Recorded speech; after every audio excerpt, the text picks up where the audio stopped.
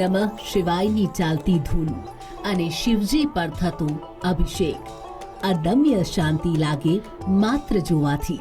આ અપાર શાંતિ આપનારું સ્થાન છે બનાસકાંઠાના પાલનપુર તાલુકાના બાદરપુર ગામે આવેલું હર હર ગંગેશ્વર મહાદેવનું મંદિર, જે અરવલ્લીની ગિરિકંદરામાં પ્રકૃતિથી ઘેરાયેલું સદીઓથી ઊભું છે।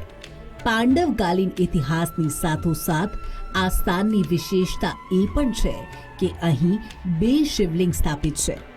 ભક્તો આવીને બંને શિવલિંગની પૂજા કરી શિવજીને રીઝવવાના પ્રયાસ કરે છે।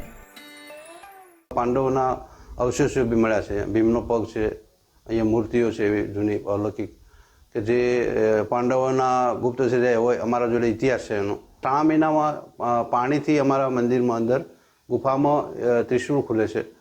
તો એક જોવાલાયક અને એક ચમત્કારિક કહો તો એક અમારો મંદિરનો એક વિશેષતા એ બી છે।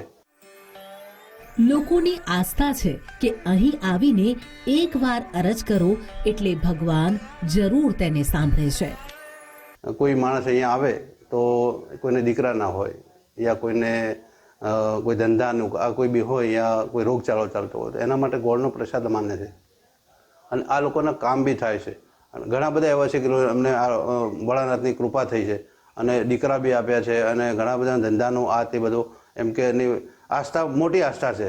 કોરોના વખતે પણ ગામ લોકોએ અહીંયા આવી અને ગામમાં માનતા રાખી હતી, ત્યારે ગામમાં પણ કોઈ એવો કોરોનાનો પણ અમારે કંઈ એવો ડર કે ભય રહ્યો નહોતો। શ્રાવણના મહિનામાં મહાદેવના આ પ્રાકૃતિક નિવાસ સ્થાને આવીને ભક્તો મનની શાંતા અનુભવે છે। જળ દૂધનો અભિષેક કરી મહાદેવને પ્રસન્ન કરવાના પ્રયાસ કરે છે। મનમાં શિવધૂનની લગ્ની લાગી જાય તેવું પવિત્ર વાતાવરણ છે અહીં। સચિન શેખલિયા, બનાસકાંઠા, ગુજરાત ફર્સ્ટ।